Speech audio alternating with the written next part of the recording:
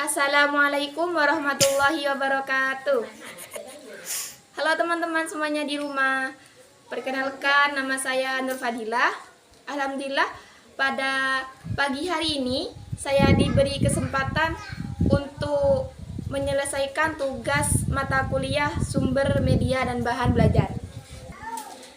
Baik, sebelum kita membahas tentang materi yang saya akan sampaikan kepada teman-teman di rumah, saya akan memperkenalkan saya terlebih dahulu. Perkenalkan, nama saya Nur Fadilah, semester 4 dari Universitas Nahdlatul Ulama Blitar. Saya di sini akan sedikit membahas mengenai materi sumber media dan bahan belajar.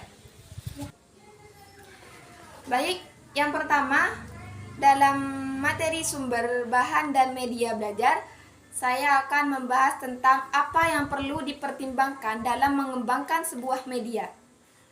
Yang pertama, yang perlu diperkembangkan dalam sebuah media itu penguasaan materi. Yang kedua itu ialah membuat media yang seefektif mungkin. Dan yang ketiga, mudah difahami. Dan yang keempat, peserta didik itu bisa menggunakan media yang sudah kita buat. Pertama, yaitu tentang penguasaan materi. Jadi, seorang guru harus bisa menguasai materi yang akan disampaikan kepada peserta didik. Keefektifan dalam media. Maksudnya dalam keefektifan dalam media yaitu mudah difahami oleh peserta didik, menyenangkan, dan peserta didik itu lebih aktif dalam belajar.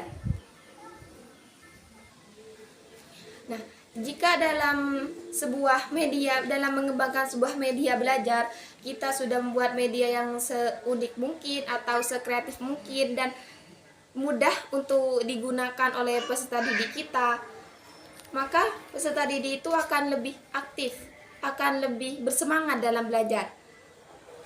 Dalam menggunakan sebuah bernyanyi atau permainan, supaya peserta didik itu bisa lebih merasa tertantang dalam belajar. Jika peserta didik itu sudah merasa dalam media belajar ini menyenangkan atau merasa dalam media belajar ini sangat mudah, maka materi yang kita sampaikan itu akan mudah difahami dan peserta didik itu akan lebih mudah untuk memahami apa yang kita sampaikan. Mungkin ketiga tadi yang bisa dipertimbangkan dalam mengembangkan sebuah media belajar. Dan yang kedua, saya akan membahas tentang audio visual dan audio visual. Mungkin seorang guru atau yang sudah menjadi guru di sebuah sekolah mungkin sudah mengetahui tentang audio visual dan audio visual. Saya di sini akan membahas yang pertama yaitu audio. Audio itu merupakan alat peraga atau media yang bersifat hanya dapat didengar atau berupa suara saja. Jadi tidak berupa gambar atau yang lainnya, tapi hanya berupa suara yang dapat didengar oleh peserta didik. Dan yang kedua yaitu adalah visual. Visual merupakan sebuah media belajar yang dapat dilihat atau berupa gambar. Jadi peserta didik itu dalam belajar hanya bisa melihat gambar yang diberikan oleh seorang guru. Itu merupakan metode visual atau media visual. Dan yang ketiga yaitu adalah audio visual. Tadi audio itu adalah sebuah alat peraga yang bersifat dapat didengar saja.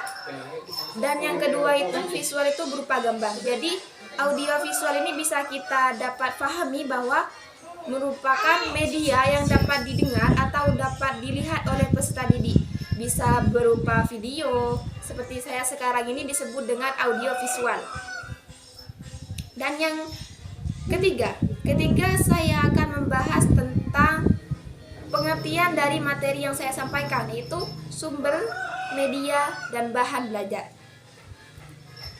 Yang pertama itu adalah sumber. Sumber tersebut bisa berupa dari seorang guru, buku, atau alat, atau bisa bisa disebut dengan referensi dalam belajar. Jadi, peserta didik itu atau siswa membutuhkan sebuah sumber dalam mereka belajar. Siswa bisa bersumber dari guru atau buku yang diberikan oleh seorang guru. Tadi sudah kita bahas tentang yang perlu diperkembangkan dalam mengembangkan media, audio, visual, dan audiovisual. Nah, dan yang selanjutnya saya akan bahas tentang media. Media itu merupakan sebuah alat bantu bagi seorang guru untuk lebih mudah memasuki atau lebih mudah menyampaikan materi pada siswanya. Dan siswa itu juga lebih mudah untuk memahami materi yang disampaikan seorang guru. Dalam media ini perlu kita ketahui bahwa media itu harus disesuaikan dengan kelasnya masing-masing. Seperti halnya kelas 1, kelas 2 atau bisa disebut dengan kelas rendah. Itu bisa dibuat dengan media yang mudah atau media yang unik, yang menyenangkan. Karena kelas rendah itu lebih suka dengan permainan, bernyanyi, atau yang lainnya. Dan kelas tinggi seperti kelas 4, kelas 5, dan kelas 6 itu siswanya itu lebih suka dengan media yang mempunyai banyak tantangan atau media yang sangat kreatif. Karena pemikiran anak-anak kelas tinggi itu sudah lebih menyukai dengan suatu hal yang sangat bertantangan dengan mereka. Jadi, seorang guru harus menyesuaikan media yang disampaikan itu sesuai dengan kelasnya masing-masing. Karena dengan menggunakan media yang disesuaikan dengan kelasnya masing-masing, media tersebut akan lebih mudah difahami dan lebih mudah untuk seorang guru dalam menyampaikan materinya. Dan seorang guru juga akan lebih mudah menguasai kelas atau menguasai siswa-siswanya dalam belajar. Seperti halnya jika dalam kelas terjadi sebuah keramaian atau ada yang bertengkar atau yang lainnya, mungkin seorang guru bisa mengalihkan semua hal itu kepada medianya, menggunakan metode bermain atau menggunakan suatu hal yang bikin siswanya itu lebih menyenangkan dalam belajar. Nah, tadi sudah kita bahas tentang sumber media. Nah, sekarang saya akan bahas tentang bahan. Nah, selanjutnya yaitu bahan. Bahan ini adalah merupakan alat bantu juga. Karena bahan ini alat bantu yang dapat atau yang sudah direncanakan oleh seorang guru dalam penyampaian materinya kepada siswanya. Jadi bahan ini adalah alat bantu yang sudah direncanakan atau sudah dirancang oleh seorang guru sebelum memulai materi yang disampaikan kepada peserta didik. Seperti artikel. Artikel itu tadi contoh dari sumber. Jadi sumber itu bahan dalam belajar. Yang kedua, audio atau video. Audio video ini berupa media. Jadi media itu juga bahan dalam belajar atau yang lainnya. Jadi sesuatu hal yang sudah direncanakan atau sudah disusun oleh seorang guru dalam menyampaikan materi yang akan disampaikan kepada siswanya itu bisa disebut dengan bahan. Jadi, yang pertama tadi kita sudah membahas suatu hal yang perlu dipertimbangkan dalam mengembangkan media, dan yang kedua itu kita membahas tentang audio, visual, dan audiovisual. Dan yang ketiga tadi kita membahas tentang sumber media dan bahan belajar. Dalam audio, visual atau audiovisual ini berkaitan atau berhubungan dengan sebuah bahan belajar atau sumber belajar bagi peserta didik. Jadi dapat kita ketahui bahwa dalam proses belajar mengajar atau proses belajar pembelajaran itu diperlukan sebuah alat bantu atau diperlukan sebuah media yang dapat memudahkan guru dalam menyampaikan materinya kepada siswanya. Jadi tidak hanya dengan menggunakan sebuah metode. Jadi dalam kita melaksanakan sebuah belajar pembelajaran, peserta didik itu perlu dengan metode atau media yang bervariasi. Tidak hanya menggunakan sebuah metode ceramah.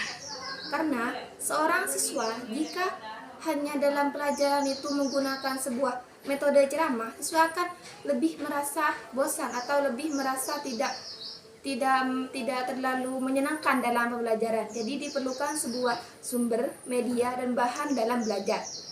Karena dengan menggunakan hal tersebut, siswa akan lebih aktif atau lebih bersemangat dalam belajar dan lebih mudah memahami materi yang disampaikan oleh seorang guru, dan materi yang disampaikan oleh seorang guru itu bisa ditangkap dengan mudah oleh peserta didik.